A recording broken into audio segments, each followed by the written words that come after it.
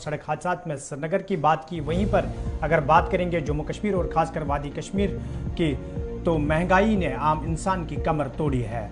और आम इंसान जहां नाखुश दिखाई दे रहा है, वहीं पर मुनाफाखोर जो है वो काफ़ी खुश दिखाई दे रहे हैं और इंतज़ामिया खामोश तमाशाई बनकर बैठी है।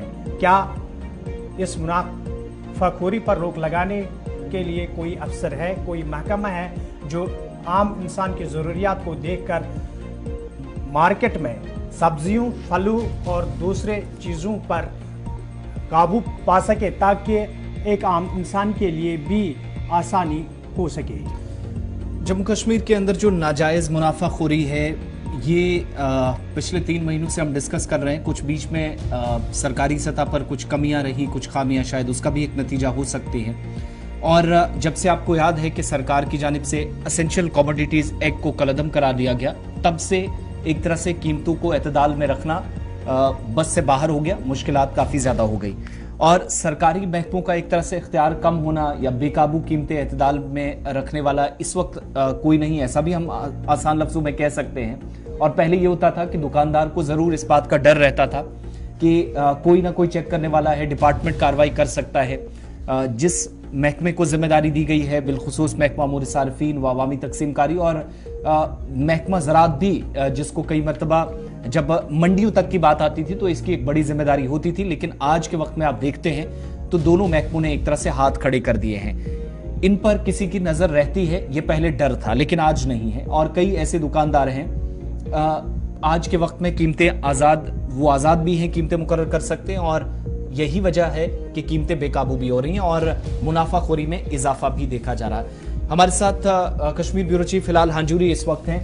हिलाल, वाकई में क्या ये ऐसा हुआ है कि सरकारी महकमों के पास बचा कुछ नहीं है, जिनको जिम्मेदारी थी कि वो मार्केट्स पर नज़र रखें, ऐसे तमाम लोगों पर जो नाजायज़ मुनाफाखोरी में मुलव्विस पाए जाते हैं उन पर नज़र रखें, या फिर एक सिस्टम होता था कि अगर आप कहीं पर सब्जी फरोख्त कर रहे हैं, चाहे वो सब्जी मंडी हो या फिर आप आम कहीं पर दुकानदार हैं, तो आपने नर्खनामे दुकान के सामने दीवार पर या कहीं दाएं बाएं चस्पा करना है अपनी दुकान में, ताकि देखने वाला रेट लिस्ट पढ़ भी सके। लेकिन आज के वक्त में ऐसा नहीं है। बाज़ इलाकों से ऐसी शिकायतें भी मौसूल होती हैं। इसके पीछे की वजूहात असल में क्या है, या कुछ और मामलात हैं? ये माने हम कि एसेंशियल कमोडिटीज एक्ट के कलअदम करार दिए जाने के बाद ये मामलात ज्यादा बड़े हैं? बिल्कुल आसिफ, कश्मीर के किसी भी सब्जी मार्केट के अंदर आप जब भी जाएंगे तो आपको रेट के अंदर वेरिएशन मिलेगी। जो बैंगन कभी कश्मीरी बहुत कम ही खाता था, तो आज 125 के आसपास उसकी रेट पहुंच चुकी है, 150 के आसपास उसकी रेट पहुंच चुकी है। वो कोई सब्जी नहीं जो 50 रुपए से कम हो, और लगभग 50 से लेकर 250 रुपए 150 रुपए के दरमियान सब्जियों के रेट है, चाहे वो मशरूम हो कुछ और हो। तो इस तरह से ये रेट फ्लक्चुएट हर किसी मार्केट के अंदर जो है देखी जा रही है, क्योंकि रेट अब किसी सरकार की जानब से नहीं रखे गए हैं, मुकर्रर नहीं किए गए हैं। अब दुकानदार हजरात खुद ही इसे तयन कर रहे हैं।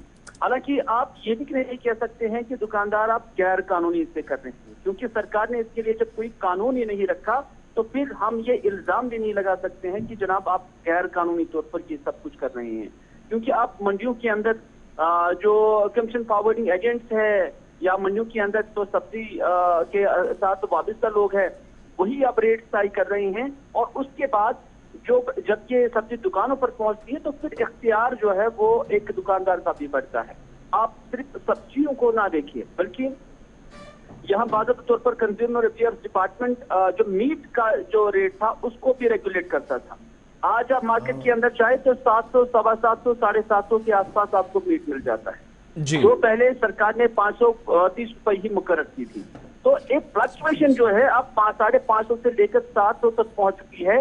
इसका फायदा लोग कहते हैं कि इसका जो फायदा है वो कुछ सरकारी अफसरान भी कर रहे हैं, और एक मिली जुली सोच के तहत ये सब कुछ किया जा रहा है। जब इख्तियार आपने मीट फरोश को ही दे दिया, या जब आपने इस डीलर को ही दे दिया, और उसके बाद कमीशन जो है वो सरकारी बाबुओं तक भी जाता है, इस तरह के इल्जाम लोगों के अंदर है। और लेफ्टिनेंट गवर्नर मनोज सिन्हा साहब इन खदशात को, इन इल्जाम को कैसे दूर करें, ये एक सवाल है।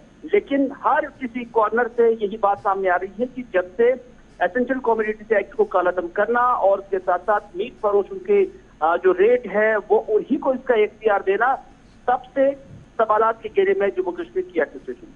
लेकिन इस वक्त मजाज अथॉरिटी किसको समझा जाए? आम शहरी को भी तो समझाना है, जिम्मेदारी किसकी? अगर कोई कहीं पर कोई गलती कर रहा है, अगर ये डायरेक्टली कह दिया जाए कि कोई पकड़ने वाला नहीं है, ये भी मुनासिब नहीं होगा। तो कम से कम किसी अथॉरिटी को इतना तो इख्तियार होगा शायद विद इन एडमिनिस्ट्रेशन की आप जाकर कार्रवाई करेंगे। ये सिलसिला हम देखते हैं कि ईद, दिवाली या त्योहारों के आसपास के मार्केट चेकिंग स्क्वाड्स निकलते हैं, इनकी जिम्मेदारी क्या है? फिर डायरेक्टली जिम्मेदार किसको ठहराया जाए?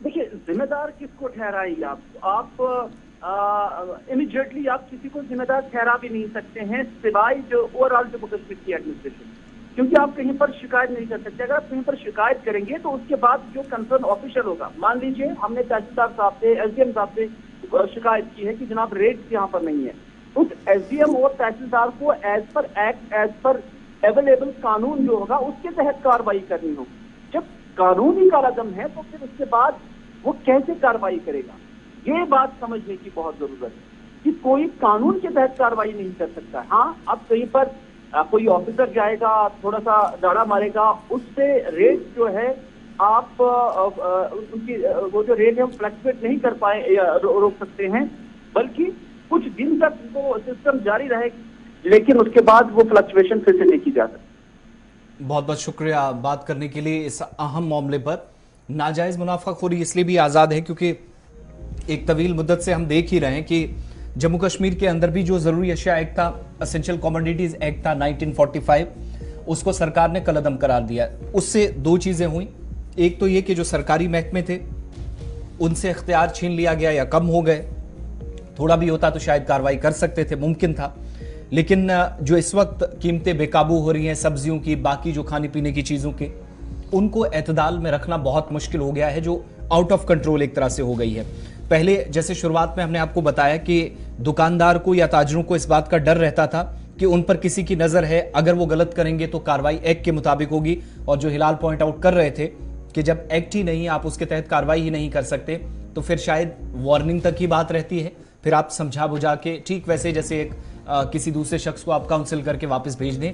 लेकिन बात असल की ये है कि मुनाफाखोरी ने ही एक तरह से महंगाई को भी जन्म दिया है। बिल्कुल, ये बात हो रही थी महंगाई की, और महंगाई के हवाले से अगर बात करेंगे तो पहले जब बात करते थे तब कानून मौजूद था और कानून के मुताबिक इंतज़ामिया के अफसरान कार्रवाई करते थे, मुतल्लिका महकमा कार्रवाई करते थे।